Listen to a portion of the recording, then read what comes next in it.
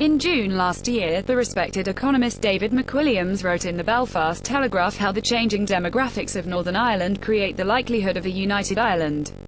Those from a Protestant, unionist background are now less than half the population, and people from a Catholic background will probably be in the majority within a decade. Equally significantly, McWilliams wrote about the comparative strengths and weaknesses of the economies of the North and the South. Before partition, Belfast and its surrounding area produced around 80% of industrial output of the island of Ireland. Today Dublin is the powerhouse of the island, and the Republic's industrial output is 10 times that of Northern Ireland. In a report, The Economic Impact of an All-Island Economy, published for consultation, I have considered what other evidence exists to indicate whether Northern Ireland would be better off economically in the UK or the Republic. It would take a very optimistic Brexit supporter to believe leaving the EU will be good for Northern Ireland. Accountancy firm EY last year predicted that while the Republic will generate an additional 91,000 jobs in the period 2016 to 2020, Northern Ireland will lose 3,500. UK government officials have predicted an even worse outcome from Brexit, with a Northern Ireland economy 2.5%, 8%, or even 12% smaller than it otherwise would be, all depending on the type of Brexit we end up with. A 12% hit would make the economy £4.5 billion smaller. That is equivalent to £2,500 per person. Northern Ireland faces our version of the perfect storm, a bad Brexit with a hard border if the negotiations go wrong, in addition to the political impasse at Stormont. For Unionists, the added disaster is a demography that could turn the political shape of Northern Ireland upside down. Meanwhile, the Republic's economy is motoring ahead.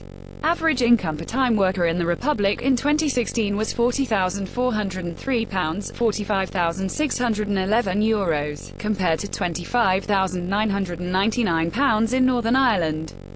In other words, a worker in the Republic was typically paid half as much again as someone working in Northern Ireland.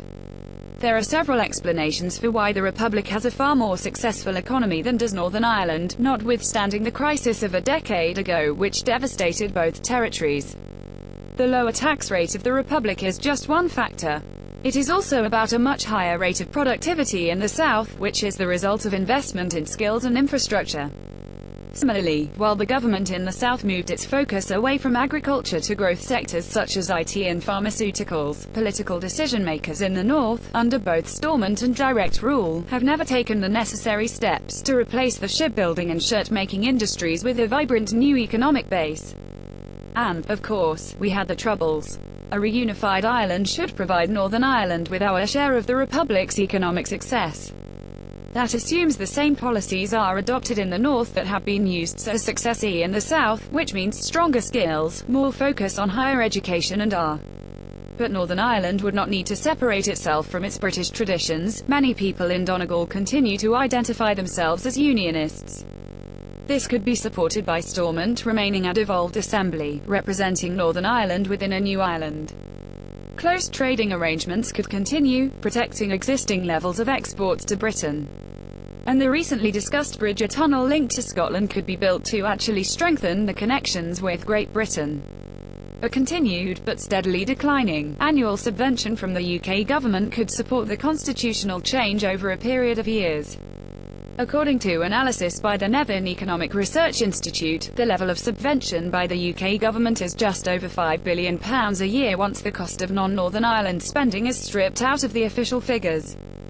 That cost would reduce significantly as the tax take increased within an all-island economy. And if the size of the public sector was to fall to the level of that in the Republic, that could save around £1.7 billion a year in wages and national insurance costs.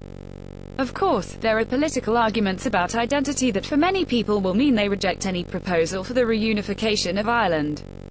But the case for Northern Ireland remaining part of the UK is about politics and identity. The economic argument leans the other way. Opinion polls indicate that for the present, most people in Northern Ireland want to stay in the UK. Economic logic as well as demographics mean that more people will question the nature of the connection. Brexit doesn't change everything, but it does change a lot. The Economic Impact of an All-Island Economy is published at www.paulgosling.net. Belfast Telegraph.